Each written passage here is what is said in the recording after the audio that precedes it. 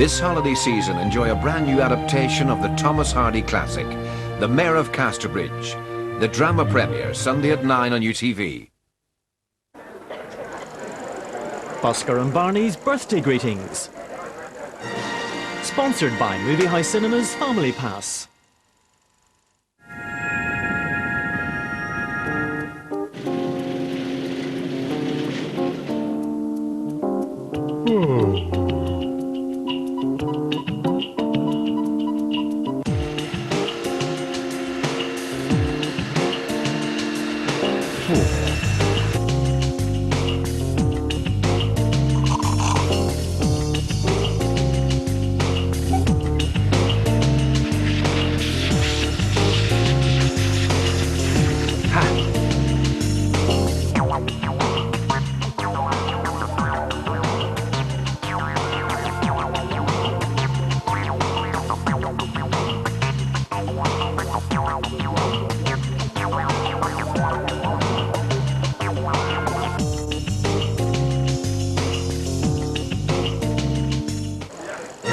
Birthday greetings sponsored by Movie House Cinema's Family Pass.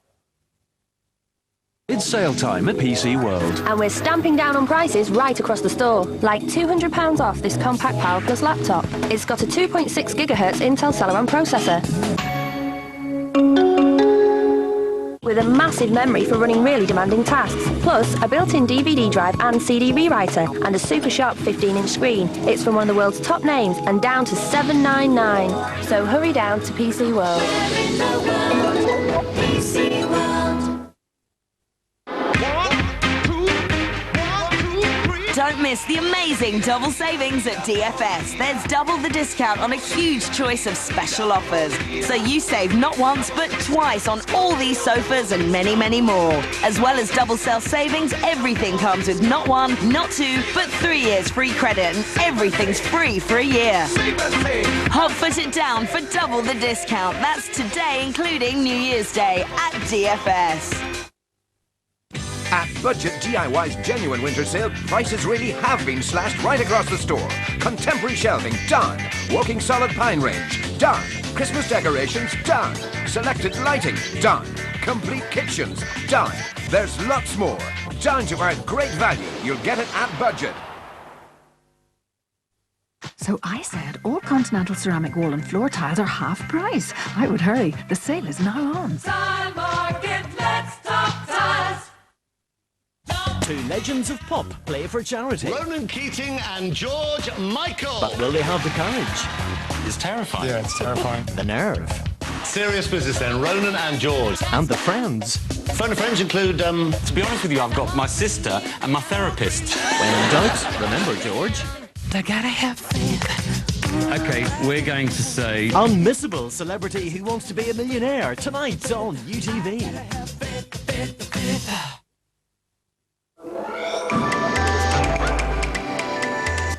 Whatever happened to the child actors on Willy Wonka and the Chocolate Factory? You can find out on After They Were Famous at 5:25. But first, the news. Iran earthquake horror. More than 25,000 have died. Murdered policemen, detectives appeal for help. It's essential that if anyone has any information at all as to who they think may be responsible for this, that they contact the police as a matter of urgency. Jackson speaks out. There's nothing wrong in sleeping with children. And it's spend, spend, spend as sales fever grips Britain.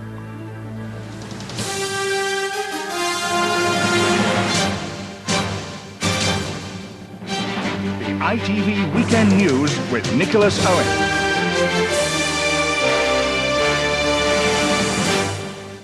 Good evening. A massive rescue effort is underway in Iran tonight, scene of a devastating earthquake, the worst anywhere in the world for at least a decade. It's now believed 25,000 people have died, and that toll could rise even further. The quake struck the ancient city of Bam, 600 miles southeast of Tehran. Aid teams are now there and fighting to pull survivors from the rubble. Simon Harris reports. It is a seemingly unending and hopeless task. The search for survivors amid rubble as far as the eye can see. It is a search which more often than not yields only the dead. It is the scale of the disaster which has taken the world by surprise. Only now, more than 24 hours afterwards, has the true magnitude of the quake become horrifyingly clear. The city of Balm was laid waste by an earth tremor measuring 6.3 on the Richter scale. This was Balm's famous citadel before the disaster, a 2,000-year-old fortress towering over a medieval city. And now, some parts of the fortress wall are still recognisable, but little else. In a region home to almost 250,000 people, a tenth of the population is believed killed, perhaps many more. Even the strongest structures offered little protection. Those trapped in buildings made of mud brick stood no chance. The horizontal ground shaking basically tears the structure apart and then it collapses.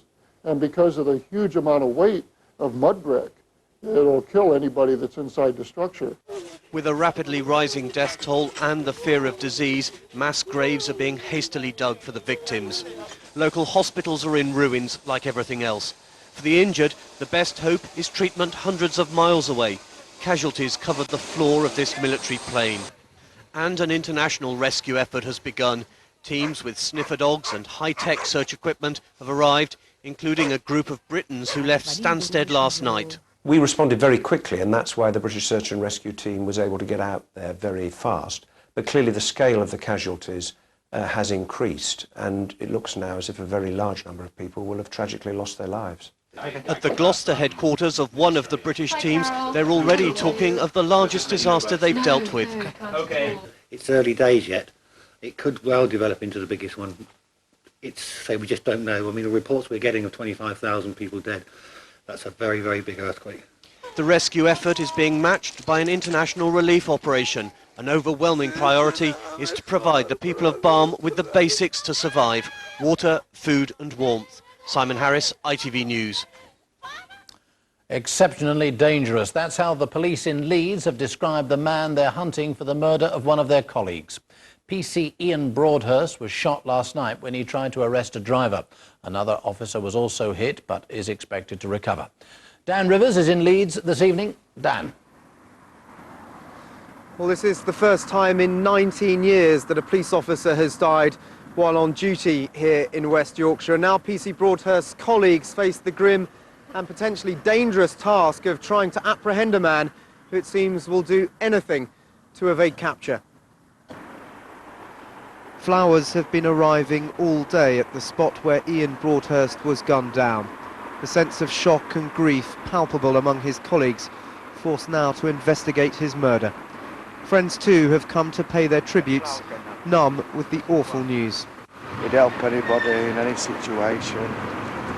Nice lad to go out there. Ian Broadhurst was 34 years old. He'd only become a policeman 5 years ago, fulfilling his love of cars by joining the traffic division. His wife, Alish, is said to be in a state of disbelief and shock. His squad car partner, PC Neil Roper, is recovering in hospital after surgery. Both have been shot by a man they've been about to arrest for driving a stolen car. This afternoon, every inch of the murder scene has been painstakingly examined for clues. Cars taken away for forensic examination. The police desperate to catch PC Broadhurst's killer. We are appealing for any information whatsoever that can help us track down and find this man, who can only be considered as exceptionally dangerous. The killings also prompted calls for the police to be routinely armed. It's about time the wonderful British police service that we once were actually took to the streets and took control of the streets, because at this moment in time it's the gun gangs that are controlling our streets and we are being outgunned. That cannot be right. But here in Oakwood, the only concern for now is catching a policeman's murderer who tonight is still on the run. Well, those forensic teams will be back at the scene here at first light tomorrow. There are some 60 officers working on this investigation, and many have volunteered to give up their Christmas holidays, their New Year's holidays, to come in and help find this man and bring him to justice. Dan, thank you. A spate of bomb attacks in southern Iraq has killed at least 4 coalition soldiers and left many people injured. Car bombs were used in the attacks on Kabbalah University and several other bases in the town. Dead soldiers are believed to be Bulgarian. It's the latest in a new wave of strikes on international targets in Iraq. Michael Jackson has repeated his belief that it is all right to sleep with children, despite the child sex abuse allegations he's facing. It's the first time the singer has spoken about the accusations against him since he was charged just over a week ago. He insisted he was completely innocent. Emma Kennedy reports. Since this humiliating surrender to the Sheriff's Office in Santa Barbara, Michael Jackson has vehemently denied the charges, but only through his lawyer. The entertainer faces 7 counts of child molestation. In a pre-recorded interview with America's 60 Minutes show, he breaks his silence. He tells the interviewer, "Before I would hurt a child, I would slit my wrists." But on sleeping with children, of course, why not? If you're going to be a paedophile, if you're going to be Jack the Ripper, if you're going to be a murderer, it's not a good idea. That I am not.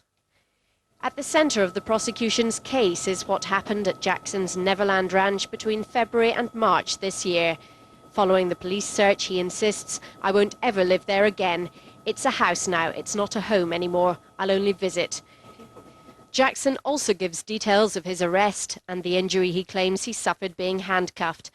The star, here with his own children, hasn't been interviewed since the controversial documentary with Martin Bashir, when he admitted to sleepovers with numerous children.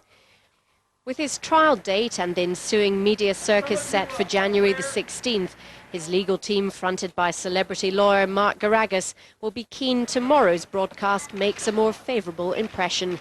Emma Kennedy, ITV News. Football now, and while the English teams enjoy a well-earned day off, it's the Scottish clubs who've been in action. Leaders Celtic beat Hibernian 6-0 to go 11 points clear at the top. There was no such joy for their rivals Hearts, who failed to beat Motherwell at home. Their best chance fell to the midfielder Jean-Louis Valois, who failed to find the target. 0-0, the final score.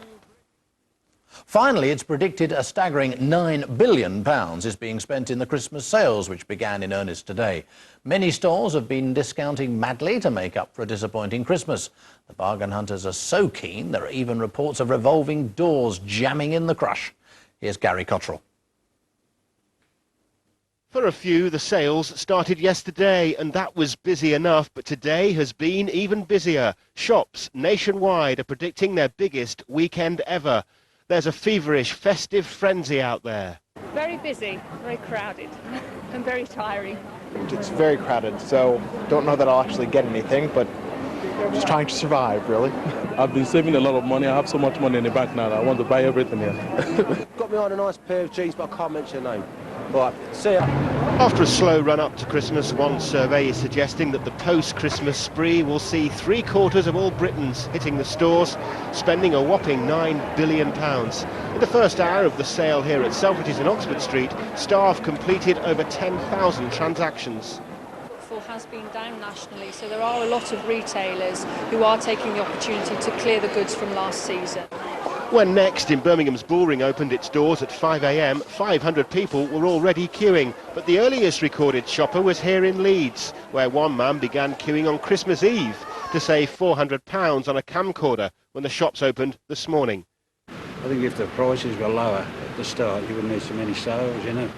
In previous years, the sales have gone on for up to 2 weeks, but predictions this time are that the shelves may well be cleared in days. It's set to be a very short, sharp shop. Indeed. Gary Cottrell, ITV News. News continues on the ITV News channel. I'm back on ITV1 at 10:25 this evening. Goodbye.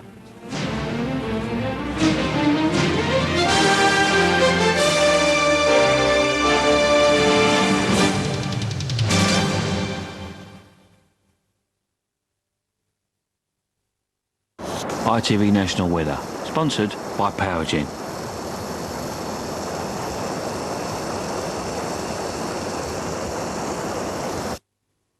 Very good evening to you. There is some extremely wet and windy weather heading towards the south of the country tonight. And let's put some detail on that. And it's this slice of the country that's going to be getting it in the neck as rain sweeps eastwards throughout the course of the night. It's going to be accompanied by some very strong winds as well, perhaps even touching severe gale force. So this is going to make for some extremely hazardous driving conditions, particularly for this southeastern corner of the country. It is going to clear, but there will be some sleet and snow over higher ground before it does. So for the rest of the country, it's going to be a cold night, some wintry showers showers around as well. And as far as tomorrow goes, there's going to be a good deal of dry and bright weather on offer. This doesn't rule out a scattering of wintry showers too, and it's going to be very cold thanks to a northwesterly wind. Bye-bye for now.